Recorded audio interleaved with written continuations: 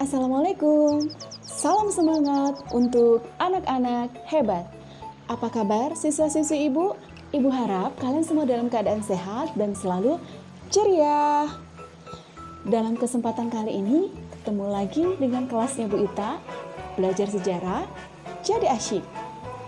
Minggu ini kita akan membahas mengenai materi penjelajahan samudra negara-negara Eropa.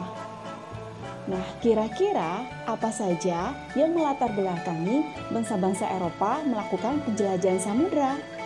Dan bagaimana bangsa-bangsa Eropa melakukan penjelajahan samudra? Untuk lebih selengkapnya, kita simak ya.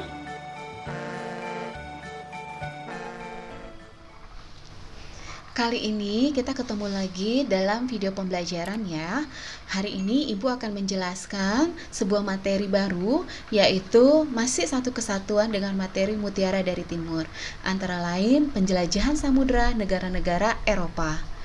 Ibu ingatkan bahwa kalian harus menyimak video penjelasan ini ya sampai selesai, karena ada beberapa pertanyaan yang harus kalian jawab dalam kolom komentar. Sebelum kita mulai penjelasan ini, kita baca doa dulu ya, agar ilmu kita bermanfaat. Bismillahirrahmanirrahim. Penjelajahan samudra negara-negara Eropa merupakan materi yang sangat menarik. Ibu yakin kalian akan berpikir, mengapa ya bangsa Eropa melakukan penjelajahan samudra? Nah, untuk menjawab pertanyaan tersebut, mari kita simak penjelasan Ibu. Pada tahun 1096 sampai dengan 1453, di kawasan dunia terjadilah sebuah peristiwa yang sangat besar. Nah, peristiwa itu melibatkan dua negara di kawasan Timur Tengah dan di kawasan Eropa. Kira-kira peristiwa apa ya? Peristiwa tersebut dikenal dengan peristiwa Perang Salib. Di tahun 1453, Perang Salib bisa dianggap telah selesai dengan ditaklukkannya kota Konstantinopel oleh Turki Utsmani, sehingga aktivitas perdagangan antara Eropa dan Asia pun terputus. Pertanyaan untuk kalian, apakah nama lain kota Konstantinopel pada era sekarang? Pertanyaannya, saya ulangi. Apa nama kota Konstantinopel sekarang dan di mana keberadaan negaranya? Silakan kalian jawab di kolom komentar ya, Nak. Kita lanjut. Sultan Mahmud II atau Sultan Mehmed II atau nama lainnya adalah Muhammad Al-Fatih sebagai penguasa Turki menjalankan politik yang mempersulit pedagang Eropa setelah berakhirnya Perang Salib. Nah, orang-orang Eropa tersebut sangat kesulitan untuk melakukan aktivitas perdagangan di kawasan negara atau kota Konstantinopel. Akibatnya, bangsa Eropa mengalami krisis perdagangan untuk memperoleh rempah-rempah. Perlu kalian ketahui, rempah-rempah dimanfaatkan oleh masyarakat Eropa untuk melindungi diri dari cuaca ekstrim, sehingga rempah-rempah memiliki arti penting bagi kehidupan masyarakat Eropa untuk bertahan hidup. Dengan sulitnya mendapatkan rempah-rempah, maka ini menjadikan latar belakang bangsa Eropa melakukan penjelajahan samudra. Faktor-faktor pendorong terjadinya penjelajahan samudra antara lain adanya semangat Reconquista. Apa itu Reconquista? Yaitu semangat pembalasan terhadap kekuasaan Islam dimanapun yang dijumpainya sebagai tindak lanjut dari Perang Salib. Semangat Reconquista ini juga memiliki hubungan dengan semangat Rigi, yaitu gold, gospel, dan glory. Gold di sini adalah kekayaan, mencakup emas, perak, dan yang tertinggi adalah rempah-rempah. Karena rempah-rempah memiliki nilai jual yang sangat tinggi melebihi nilai emas. Setelah mendapatkan kekayaan, bangsa Eropa dituntut untuk menyebarkan agama atau gospel. Penyebaran agama pada penjelajahan samudra ini merupakan misi suci, karena ketika mereka melakukan penjelajahan samudra, mereka telah direstui oleh Paus Alexander VI. Setelah mendapatkan kekayaan, kemudian menyebarkan agama, tujuan selanjutnya adalah kejayaan atau glory. Ketika mereka mendapatkan tiganya, maka negara tersebut otomatis mendapatkan prestis yang sangat tinggi dalam pergaulan di masyarakat Eropa. Faktor-faktor pendorong terjadi penjelajahan samudera selanjutnya adalah teknologi kemaritiman. Nah, teknologi ini memungkinkan pelayaran dan perdagangan lebih luas lagi jangkauannya.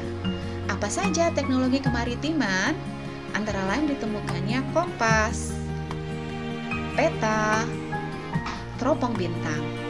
Tiga benda tersebut sangat menunjang masyarakat Eropa untuk menjelajahi samudera. Dan mereka juga melengkapi diri dengan pertahanan senjata dengan ditemukannya misiu. Misiu ini sudah digunakan oleh dunia timur, khususnya negara-negara di kawasan Arab, yaitu untuk persenjataan. Nah, perlu kalian ketahui, misiu ini juga sudah dimanfaatkan oleh Muhammad Al-Fatih dalam menaklukkan kota Konstantinopel ketika masyarakat Eropa masih dalam keterbelakangan dalam persenjataan. Selanjutnya adalah penemuan bahwa matahari adalah pusat tata surya atau heliosentris, merupakan penemuan yang sangat mencengkangkan pada abad ke-15. Hal ini dikarenakan masyarakat Eropa sebagian besar mengalami zaman kemunduran atau zaman kegelapan, lebih dikenal lagi sebagai zaman Dark Age. Pada zaman ini, sebagian besar masyarakat menganut ajaran agama Kristen Katolik. Di dalam ajaran tersebut, mereka mempercayai bahwa bumilah sebagai pusat tata surya. Tidak hanya itu, bentuk bumi diyakini berbentuk kotak dan datar, sehingga masyarakat Eropa sebagian besar menghindari bepergian jauh, terutama melalui jalur lautan. Karena mereka percaya, jika mereka pergi dari titik A, maka mereka tidak akan pernah kembali ke rumah. Mereka akan menemukan ujung bumi, yaitu jurang, dan pasti mereka yakin terpleset, jatuh ke dasar, dan neraka yang mereka jumpai.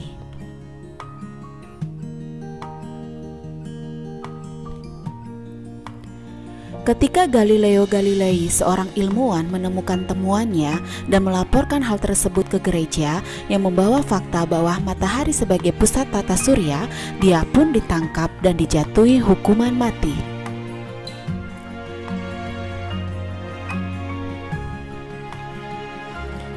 Karena Galileo Galilei dianggap menyebarkan ajaran setan dan ajaran sesat. Setelah beberapa lama kematian dari Galileo Galilei, rekannya bernama Kopernikus diam-diam meneruskan penelitiannya. Teropong bintang yang ditemukan Galileo disempurnakannya dan diperkuatlah pernyataan Galileo bahwa matahari sebagai pusat tata surya. Berikutnya, pernyataan dari Kopernikus ini dikenal dengan teori Kopernikus. Tapi nasib Kopernikus tidak sama dengan Galileo.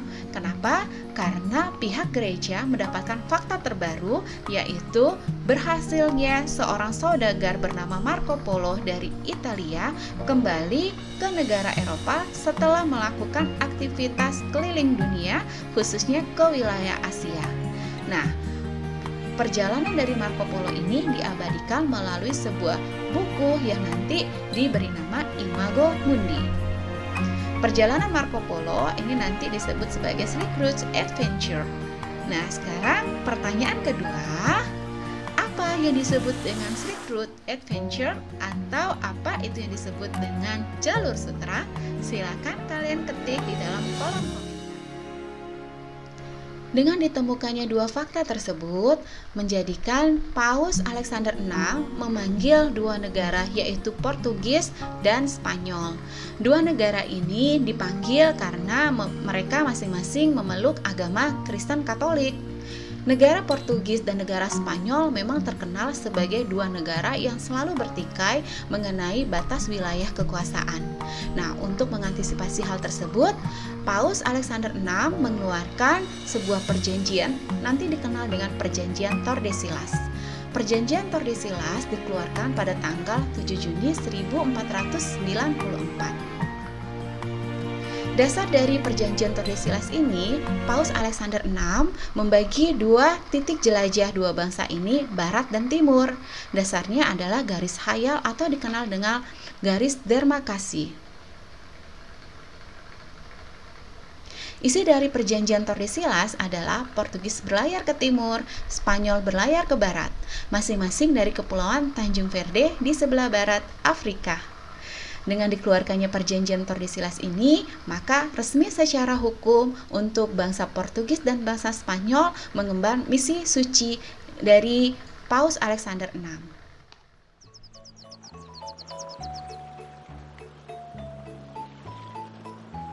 Demikianlah pembelajaran kita pada kali ini.